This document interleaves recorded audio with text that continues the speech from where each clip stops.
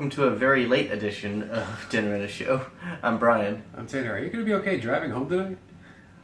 I think so. It was kind of hard to stay awake for at least the second movie. You should probably have another Coke. Yeah. Well, for now, got a V8. Keep the vegetables going. Okay, and I got a salad with some incredible edible eggs. Alright. I've got some oatmeal cream pies. Good luck in going to sleep with that sugar. At a very high tolerance. Anyway, tonight we watched two films. Two different, but also very similar in that they feature the same character. It almost felt like a sequel. Like they were sequels. Yeah, that character is Barack Obama. Maybe you've heard of him. Yeah, 44th President of the United States. For about 8 years. 2008 to Maybe 2016. you've heard of him. It's kind of easy to miss. Yeah. Anyway, those films are... Netflix movies. Well, actually, no, one's a Netflix movie. Sorry, one is a Netflix original. The other one just happened to be on Netflix when we were watching it. There you go. But we watched them both on Netflix. All right, the Netflix original movie was called Barry. It's about Barack Obama's college years and in like the early '80s when he's struggling to find his identity as a biracial teen. And the other is called Southside with You, which was released before Barry. I think about like 4 months before. But we watched Barry first, and then Southside with You next because it keeps chronologically it makes sense. Right, it takes place 8 years after Barry on Barack and Michelle's first date. Barry had a much darker tone to it, and just like or heavier themes. I would say because like those times of like self-discovery, learning who you are, especially in college, those can be pretty dark times. Yeah, 1981. Never met his dad. Gets a letter from him at the very beginning. Mm-hmm. The father wants to visit him and tell him what to do in college. Never been a part of his life, really, except maybe a couple of times. And so he's kind of dealing with that. His dad, for those who don't know, Kenya, and his mom was white. His father left him, and I think his mom married, multiple people. And that just didn't work. So he kind of had a rough, family. Mm-hmm. Just dysfunctional family. So there was just that, and throughout the movie, he's having a hard time fitting in, just with groups of people. It's like he's trying to hang out with his white friends. He just doesn't feel like he's really belong there. And then he hangs out with his, black friends, and he just doesn't feel like he belongs there either. Yeah, he keeps saying like, "This isn't my scene." He doesn't know what his scene is. He doesn't know where he belongs. Yeah, he's called the Invisible Man. And most of the people that he knows, they mostly see him for his skin color. The writer of Barry, the screenwriter, is the author of Go the Fuck to Sleep. I censored myself. There you go. Yeah, that was pretty cool. I did not know that. But yeah, it was pretty cool. I enjoyed the themes there, and like they don't even really. I don't think he knows by the end of the movie, in Barry, what his identity is. Yeah.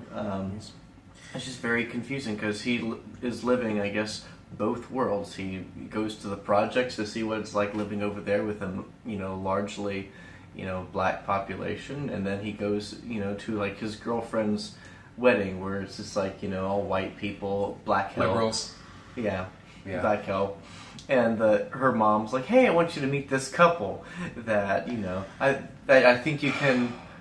That I thought about because of your family and stuff, and it was a black dad or black man, white woman, or Asian. They were married. Yeah, okay. This woman, played by Jenna Elfman, is the kind of person that Jordan Peele made fun of in Get Out recently.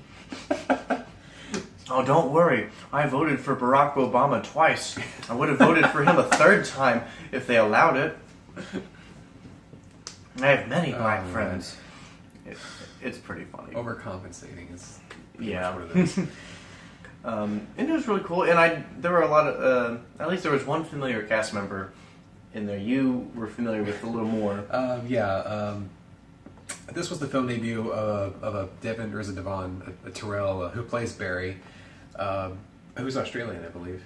Yeah, but like now I will say, out of the two Barack Obamas we saw, the guy for Barry, He probably feels to more me, connected to the Barack Obama that we know today. He's got the mannerisms down. Mannerisms, perfectly. the way he spoke, it was great. And I was just like, this guy gets it. Okay, but like I was saying, like I could go through this movie and just be like, oh wow, I didn't expect them to be in this movie. there's Anya Taylor-Joy, who's really on a roll. She was this past in year with The Witch and Morgan and Split and this film. And there was she's been doing really good. and there was Jason Mitchell, who plays Barry's black friend, PJ, I believe his name is. PJ. He's played by Jason Mitchell. He's probably best known nowadays for Eazy-E, Straight Outta Compton. He was also in Kong Skull Island too. And there was even L.R. Coltrane, who was best known for being in Boyhood. And the film also features Jenna Elfman, like I said, and Ashley Judd as Barry's mother. What was the name of the actor who played Sareem, his best friend? Avinash. Avinash, yeah. I will say that I would say Barry's weakness is that they kind of forget characters along the way. Yeah, because like the Boyhood guy, it sort of establishes that they're roommates, but like we don't see that much of their situation. I even forgot that they're roommates because we don't see that much of him anymore. I mean, granted, that's because he leaves him to hang out with some white friends, but there's never. I didn't feel much of a connection there, aside from just a couple of one conversation scene, I think. Yeah, him and PJ, him and Will, him and Samir. It's like he has various people that he'll talk to. Like even Thad, a guy from the beginning of the movie, that kind of makes the racist comment. Glanced at. Yeah, it would have been a little more compelling if we were given more time to focus. Like, I think the person that comes close to having somewhat of a full characterization is probably Charlotte, played by Anya Taylor-Joy, in his relationship with her. Oh yeah. And what's funny is that we looked it up. Charlotte is based off of past girlfriends, plural, from Barack Obama's life, not one person in general. So it's just kind of artistic basically license. attempt to simplify it, I guess. Yeah, and they've done that in multiple movies before. I'm trying to think who else was like that. I know in Mask. Rudy. Rudy was one. Oh yeah, that's right. I mean, in Mask, that kid had a brother, but he was never ever mentioned in the movie. Yeah.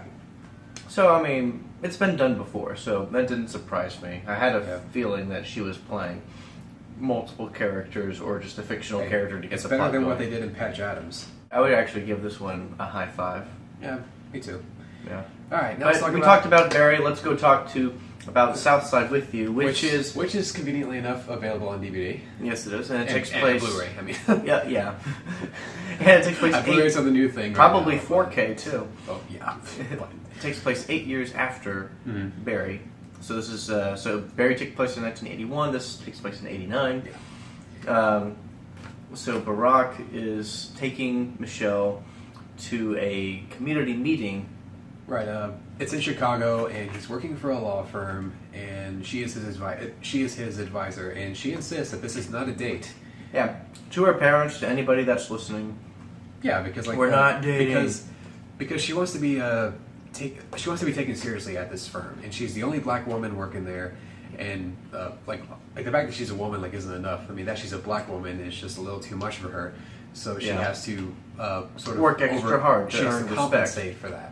Yeah, from her colleagues. And she even says at one point that she doesn't want to be that she doesn't think it would look good if she was dating quote unquote the one cute black man in the office. So you think I'm cute? I love that. So that got a joke out of me. And so they're going to a community meeting, but that's in between, going to see some artwork, some cool paintings, just chatting about their families, about their home lives, about their past lives. And they talk about the big stuff. Yeah. They talk about religion. They talk about politics. It's basically, it's kind of like the Obama version of Before Sunrise, if you think about it. A little bit. I would say Before Sunrise kind of masters it a little better.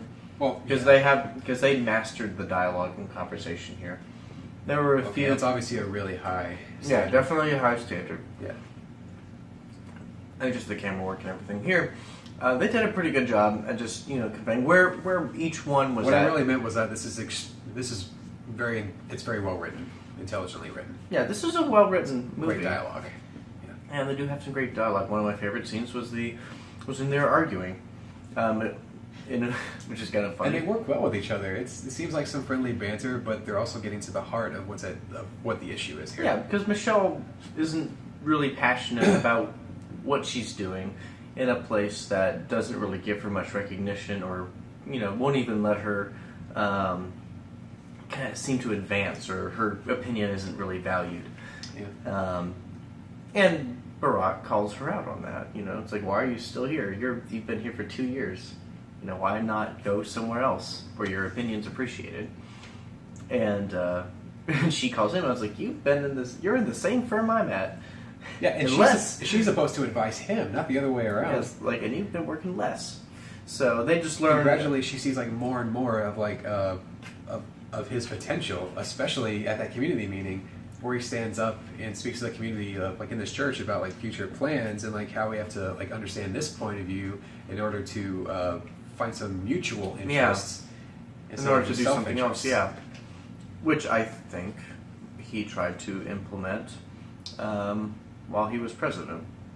Foreshadowing. How successful he was at that, one can speculate, but Dang, Barack, that was a good speech. You should go into politics. Yeah. But he did a really good job. That's basically what that scene is. Yeah. So I'm trying to think. Yeah, so Michelle does seem to turn around when she sees, Barack, inspire the community again to try, to build a community center for their kids to play at, because the community that they're at is way too dangerous. There are gangs in the playgrounds and everything else, and just way too dangerous. They can't even play with across the street neighbors. So they really wanted this, and the government turned them down. So Barack is trying to explain to them why it didn't work, or they're trying to figure out reasons why it didn't work. They're just trying to guess, and he's trying to get them from thinking it's like, no, we're defeated, to carry on. There's another way. Yes, we can. That sounds like a slogan. I'm going to use that. Huh. I just came up with something like that. Yeah. And we see Barack, compromise for her, in the sense that, I kind of like this. I thought it was towards the beginning of their date, they find out that she hates pie. He hates ice cream. He hates ice cream, yeah, because he worked at the Baskin Robbins for way too long. He kind of ruined it from him. Yeah.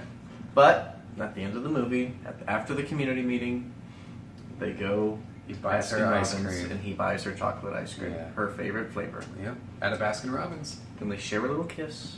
Yeah. And she continues eating her ice cream afterwards. And then he drops her off. They both go home, and at the end of the movie, we just see them contemplate, where they think this could go. And we know where it's going to go, but I wonder what happens. They only have, two kids? I can't really fault the movie for that. It's more... It's not necessarily like a romantic drama, like will they or won't they get together. It's more of a it's more of a character study. Yeah, like Barry. Yeah, because if you're going in thinking, I was like, this is boring. We already know what happens. They're going to get married. Together. Yeah, if you come in with that mindset, you're going to be disappointed and bored and be like, I know this story. It doesn't matter. Look, it's just like, if you know this story, and if you have some kind of respect for the Obamas, just see this film about how they first got together, how they first started dating, and just appreciate that. Yeah. It's like a little slice of life. I'm going to give this film a high five as well. It was good. You know what? I think I might actually give this one a secret handshake. Oh, really? It's actually getting a little better. It was my second time seeing it, and I didn't really think that much about certain aspects of it until just now, us sitting here and discussing it. So it didn't really matter that.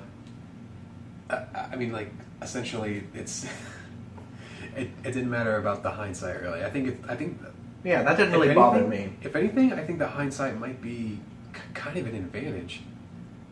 When you see these two together, and you think about what you know about them, from the media today, and you see them here, like presented in the 80s, Yeah. it's kind of fascinating that way the more I think about it.